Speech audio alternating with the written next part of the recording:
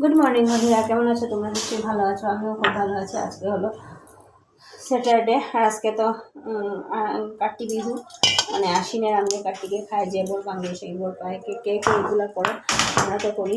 তো আজকে এখন লক্ষ্মীর ঘর পাবো, লক্ষ্মীকে হাতে মাছ দেবো, তার জন্য ঠাকুর ঘরে এসে গেছি। এতদিন ঠাকুর ঘর দেখায়নি কারণ আমাদের একটা ওষুধ ছিল।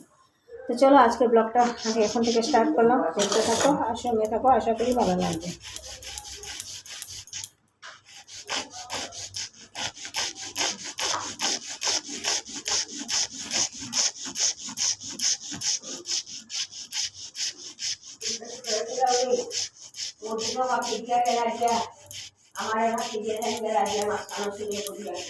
আমার বলো কত বয়সে বলো আমি আমাদের পূজাটাই মাঝখানে রাখবো।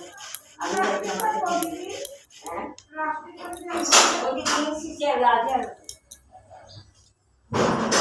আচ্ছা, এখন করছি ব্রেকফাস্ট। আজকে ব্রেকফাস্টে খাচ্ছি আলু দিয়ে আর সাদা আলুর তরকারি, রুটি আর চা। তো চলো ব্রেকফাস্ট করে নিই, তারপর দুপুরে কী রান্না করছি নিশ্চয়ই তোমাদের সাথে শেয়ার করবো। তো চলো ব্লগটা দেখতে থাকো আর সঙ্গে থাকো।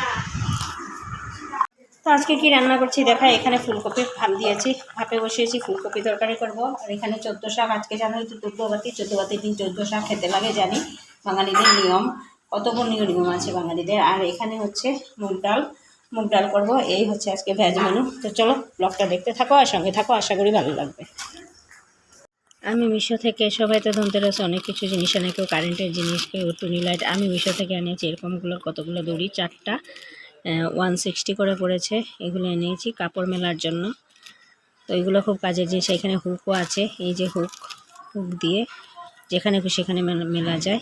তো এগুলো আনিয়েছি 4টার দাম পড়েছে আমার 160 করে। তো এখন এসে দোকানে গেছিলাম, দোকানে গেছিলাম গিয়ে এই 10:30টার মতো 10:30টার মতো আসলাম। এসে এখন রান্না করলাম আলু বেগুন ডিম চূড়া করে আলু দিয়ে ভাজা আর ডাল রান্না করেছি। রান্না করে এখন কখন খাবো জানি না। ভাত রান্না করলাম, কারণ ভাত রান্না করে যদি যেতাম তাহলে ঠান্ডা হয়ে যেত, তার জন্য এখন আসলাম। বড় এখনো আসেনি, আস্তে আস্তে 11টা সাড়ে 11টা বেজে যাবে। কালকে এসেছে 11:30টায়, কারণ আমাদের তো দশকর্মার দোকান, তার জন্য আস্তে আস্তে অনেক রাখতে হয়েছে। আজকের মতো ব্লগটাকে এখানেই শেষ করলাম। যদি কিছু ভালো লেগে থাকে তাহলে লাইক করবে, কমেন্ট করবে, শেয়ার অ্যান্ড সাবস্ক্রাইব অবশ্যই করবে। তো আজকের মতো tata, bye bye, take care and good night.